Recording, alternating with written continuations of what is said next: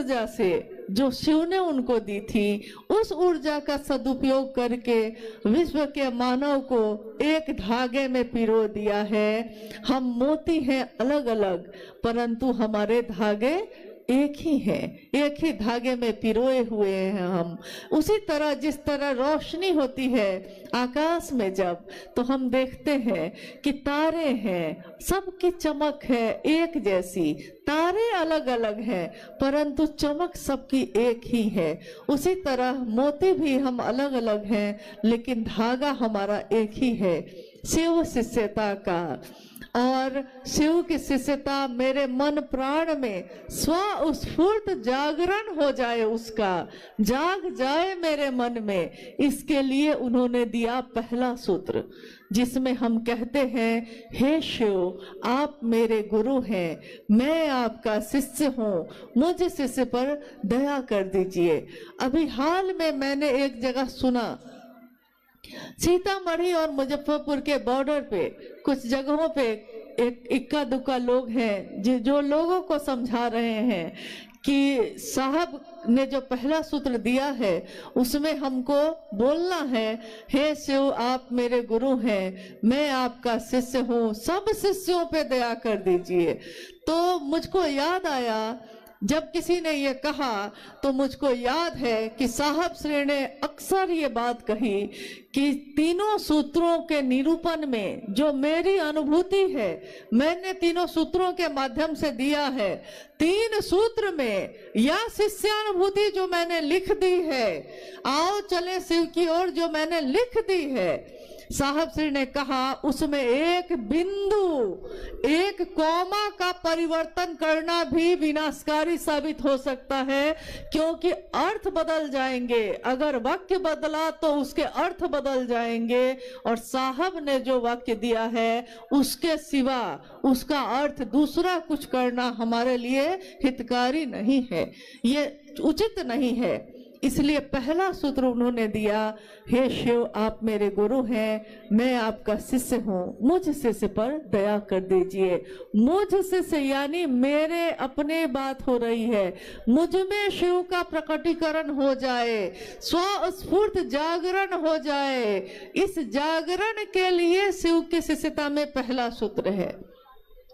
दूसरा सूत्र भी हम जब करते हैं, महादेव की चर्चा, महादेव की चर्चा की धूम है, महादेव की चर्चा में चर्चा महादेव के लिए की जाती है, चर्चा सुनी भी जाती है महादेव के लिए, कही भी जाती है महादेव के लिए।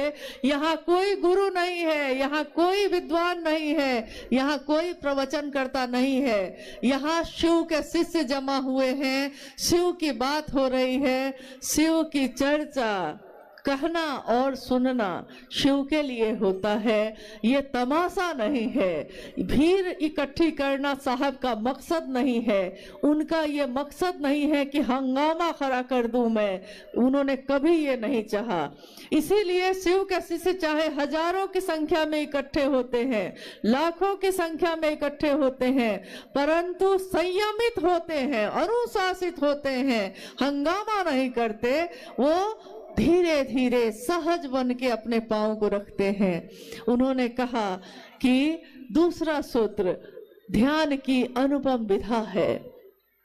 ये एक ऐसी विधा है जिसको बोलने वाला जो बोल रहा है उसका मन भी अगर शिव के पास से हट गया वो बोल नहीं सकेगा, सुनने वाले का मन भी अगर शिव की परिधि से बाहर हो गया वो सुन ना सकेगा। तो बोलने वाले का मन भी, सुनने वाले का मन भी शिव की परिधि में रहना बहुत जरूरी है, अनिवार्य है। इसीलिए महादेव से दया मांगकर ही महादेव की चर्चा करिएगा, ताकि मेरा मन हमेशा शिष्य बनकर उनकी महिमा का गान गाता रहे, मेरे गुरु शिव सबके हो जाए, इसका काम हमारे आपके इस शरीर से होता रहे, इसी की कामना है। तीसरा सूत्र जिसमें साहब श्री ने कहा कि शिष्यता के भावांतरण के लिए शिव के गुरु स्वरूप को प्रणाम निवेदित करना आवश्यक है। शिष्यता का भावांतरण, इसका अर्थ होता है हमारा जो विचार है, अभी जो मैंने विचारों में शिव को गुरु बनाया है, ये मेरा स्वभाव बन जाए, मेरा शिष्य भाव बन जाए। मैं शिष्य का भाव लेकर जगत में उतरूं, व्यष्टि का नकाब हटाकर समष्टि की ओर चलूं। मैं जो एक व्यक्ति हूँ, मैं जो अमुक व्यक्ति हूँ, मैं शिव का शिष्य बनकर जगत में, समष्टि में, समाज में, दुनिया में उतरूं जो मेरे हृदय में है। अगर मेरे हृदय में शिव की रोशनी का दिया, शिव के ज्ञान का दिया जल रहा है, तो मैं उस ज्ञान के दिए को लेकर धरती पे उतरूं, समाज में उतरूं, ताकि समाज में जो आध्यात्मिक और मानसिक अंधेरा छाया हुआ है उसमें रोशनी लाई जा सके। वो अंधेरा स्वतः दूर हो जाता है रोशनी के आने से।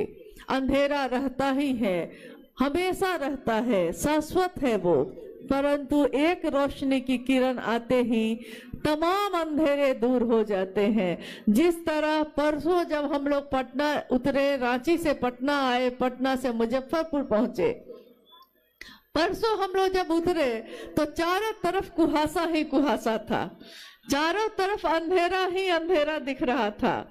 गाड़ी जो चल रही थी उसकी रोशनी भी बड़ी मुश्किल से कुछ दूर तक दिख रही थी, और उसी समय से हम लोग मन ही मन इस बात की प्रार्थना करने लगे कि महादेव का काम है, पता नहीं महादेव की दया कैसी होगी, कैसे इस कार्यक्रम को निकाला जा सकेगा, लोग कैसे सुरक्षित आएंगे, लोग कैसे जाएंगे।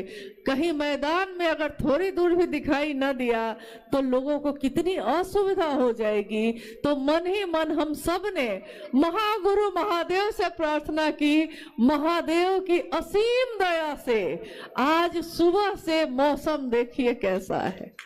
आज सुबह से अपने सूरज अपनी रोशनी को बिखेर रहा है। उस सूरज को धन्यवाद है जिसने शिव के शिष्यों की मदद की, जिसने शिव की शिष्यता की इस पावन जलधारा को और अपनी तपिश देकर और सुंदर कर दिया। महादेव की दया पल प्रतिपल चमत्कार के रूप में हमारे आपके जीवन में उतर रही है, परंतु हम देखना नहीं चाहते। हमारे सामने पल प्रतिपल हम जीवित हैं, सांस लेते हैं। ये दुनिया का सबसे बड़ा चमत्कार है। एक कैमरा जो सामने लगा है उसके लेंस की भी एक क्षमता है, इंसान के आंखों के लेंस की कोई क्षमता नहीं है। कोई कंप्यूटर, कोई मॉनिटर, कोई मोबाइल, उसकी भी एक क्षमता है। इंसान के इस दिमाग की अनंत क्षमता है, क्षमता उसकी सीमित नहीं है। एक धड़कन की क्षमता असीमित है, अनंत है। यानी महादेव ने जो बनाया है, महादेव से बड़ा वैज्ञानिक भी कोई नहीं, महादेव से बड़ा बुद्ध भी कोई नहीं, महादेव से बड़ा वैद्यनाथ भी कोई नहीं, और वो महादेव मेरे आपके गुरु हुए हैं। महादेव के इस गुरु स्वरूप की व्याप्ति हम दुनिया में कर सकें, इसकी कामना करिए। साहब और दीदी का आशीर्वाद सभी शिव शिष्यों के साथ है। कौन कहता है साहब हरिंद्रानंद जी नहीं है? वो हम सभी शिव शिष्यों की धड़कनों में है, हमारी आवाज में है, हमारी सोच में है, हमारे विचार में है, हमारे इस शिष्य भाव की कृतज्ञता में है। वो शिव हमारे दिल में बैठे हैं, और हमारे साहब और दीदी दोनों शिव के साथ ही हमारे हृदय में विराजमान है, सदैव रहेंगे। आने वाली पीढ़ी भी उनको कभी भूल न सकेगी। आने वाली पीढ़ी, हमारा शरीर का लय होगा, आपके शरीर का लय होगा, परंतु शिव शिष्यता का लय कभी नहीं होगा। हमारी गणना है 1 साल, 2 साल, 5 साल, 1000 साल, मनवंतरों तक शिव की कोई गणना नहीं है। शिव का कोई साल नहीं, शिव का कोई वर्ष, शिव के दिन, शिव की दोपहर, शिव की शाम नहीं।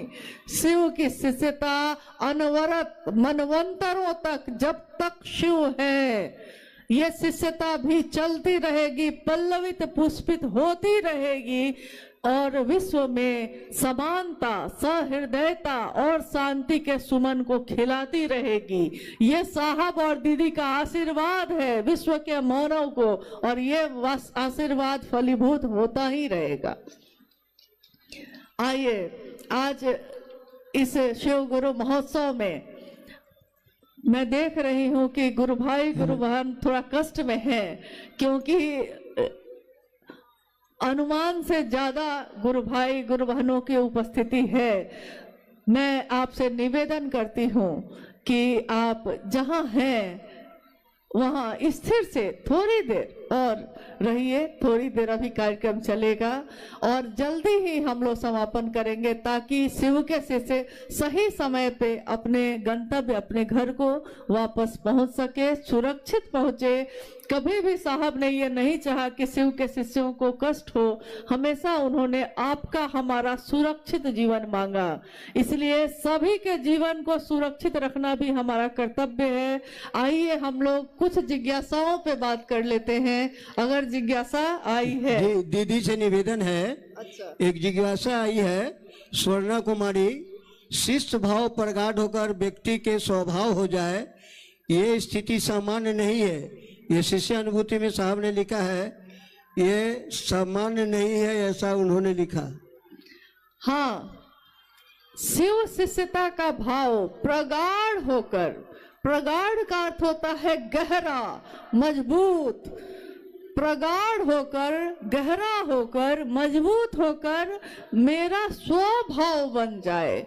यानी ऐसा नहीं देखा देखी नहीं, मैं नहीं कहता देखा देखी सुनी सुनाई, मैं कहता आंखन देखी, यानी मैं खुद में महसूस कर लूं, मेरा स्वभाव बन जाए शिष्य का भाव।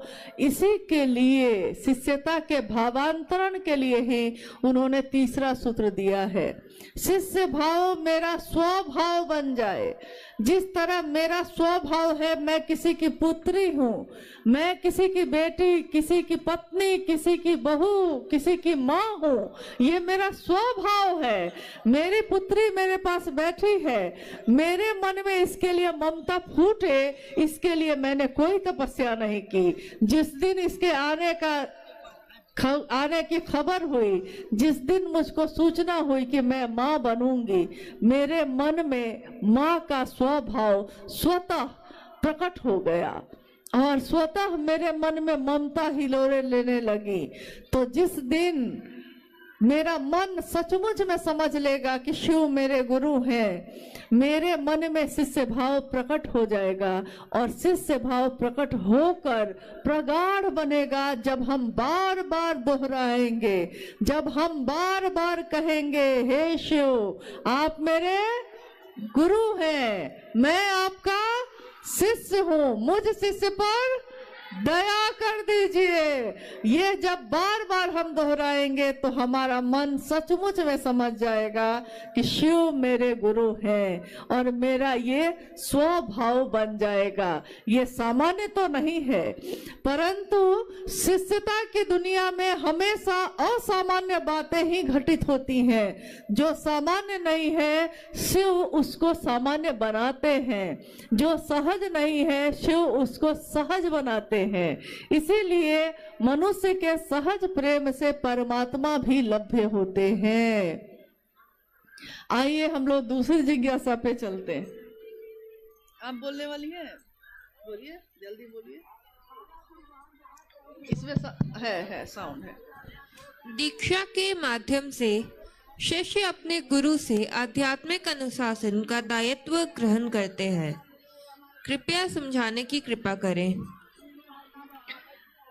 जिज्ञासा है, दीक्षा के माध्यम से शिष्य अपने गुरु से आध्यात्मिक अनुशासन का दायित्व ग्रहण करते हैं। कृपया समझाने की कोशिश करें। दीक्षा के माध्यम से शिष्य अपने गुरु से आध्यात्मिक अनुशासन लेता है। दीक्षा, शिव के शिष्यता में कोई मंत्र कान में नहीं दिया जाता। शिव के शिष्यता में कोई उपासना साधना नहीं बताई जाती। शिव की दया ही शिव शिष्यता में शिव शिष्यों के लिए दीक्षा का काम करती है। शिव की शिष्यता का विचार, ये भाव, ये विचार जो हमारे मन में प्रवेश करता है, यही दीक्षा मानी गई है। और जैसे ही मेरा मन ये समझता है कि मैं अमुक व्यक्ति की बेटी हूँ, मेरा मन अगर इसको याद रखता है तो मैं दुनिया में चाहे कहीं भी जाऊं, मेरे मन में, मेरे आचरण में एक अनुशासन स्वतः उतर जाता है। लोग कहते हैं चलो वहां चलते हैं, हम कहते हैं कि नहीं, अगर मैं जाऊंगी लोग कहेंगे कि अमुक अमुक गुरु भाई जो है उनकी बेटी पता नहीं कहाँ कहाँ घूम रही थी। देखिए, पिता का भान है कि भाई नागेंद्र बाबू की बेटी कहाँ घूम रही थी, भाई स्वतः अनुशासन आ गया। एक मन में पिता की स्मृति आई तो अनुशासन आ गया। गुरु की याद रहेगी मैं किसका शिष्य हूँ, तो मैं अपने जीवन में चाहे किसी से बात करूं, चाहे हंसूं, चाहे बोलूं, चाहे चलूं, चाहे बैठूं, मेरे हर काम में एक आध्यात्मिक अनुशासन स्वतः उतर जाएगा। ये शिव की शिष्यता की याद अगर रह गई, शिव की दया की याद रह गई, शिव की दया ही दीक्षा कही जाती है, याद रह गई तो मेरा मन चाहे मुझको जहां ले जाए, परंतु ये शरीर हमेशा एक आध्यात्मिक अनुशासन में रहेगा ही रहेगा। महारानी सीता की धरती पर आपका हार्दिक स्वागत है। महारानी सीता, जानना चाहता हूँ आध्यात्मिक जागरण एवं धार्मिक जागरण में क्या अंतर है? इसके साउंड का अच्छा ये तो बेटा एक बार दोहरा देते हैं, कोई बात नहीं। अच्छा कोई बात नहीं, ऐसा है। एक जिज्ञासा आई है कि महारानी सीता की धरती पे आपका स्वागत है। जानना चाहता हूं कि आध्यात्मिक जागरण एवं धार्मिक जागरण में क्या अंतर है, शिव की शिष्यता क्या है। शिव की शिष्यता एक जागरण है व्यक्ति के आध्यात्मिक और मानसिक दोनों तल का। आध्यात्मिक तल का अर्थ होता है कि ईश्वर से, जीव से शिव हो जाने का रास्ता। आध्यात्मिक तल यानी आध्यात्म मैं कौन हूँ, कहाँ से आया हूँ, इसको जानने की उत्कट अभिलाषा पैदा होती है। और मानसिक जागरण, धार्मिक जागरण, इसमें जिज्ञासा है धार्मिक जागरण। तो धार्मिक जागरण का अर्थ अगर आपने मजहब से लगाया है, अगर आपने संप्रदाय से लगाया है, तब तो अलग अलग तरीके का हो सकता है। हिंदू, मुस्लिम, सिख, ईसाई सबके अपने अपने तरीके हैं जागरण के।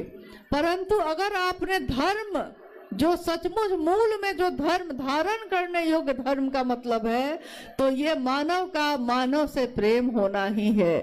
ये शिव के शिष्यों का पूरी धरती के प्रत्येक व्यक्ति से प्रेम होना, शिव की शिष्यता में उसको शिव की ओर बढ़ाना, यही है और कुछ भी नहीं है। पढ़ देते हैं क्योंकि फिर आवाज कम। एक जिज्ञासा आई है, माला पर गिनती में प्रणाम करना, टुकड़े टुकड़े में प्रणाम करना एवं अजपा जप के माध्यम से प्रणाम करना, तीनों में क्या अंतर है। माला पे जप करना यानी मंत्रानुक्रम से होगा, सांस का उससे कुछ लेना देना नहीं होगा, मंत्रानुक्रम से होगा। टुकड़े टुकड़े में करना यानी जितना मेरा मन जितनी देर महादेव पे टिके उतनी देर आप उसको प्रणाम कर लीजिए। और अजपा जप यानी सांसों के माध्यम से आप अहर्निश शिव को प्रणाम कर सकते हैं।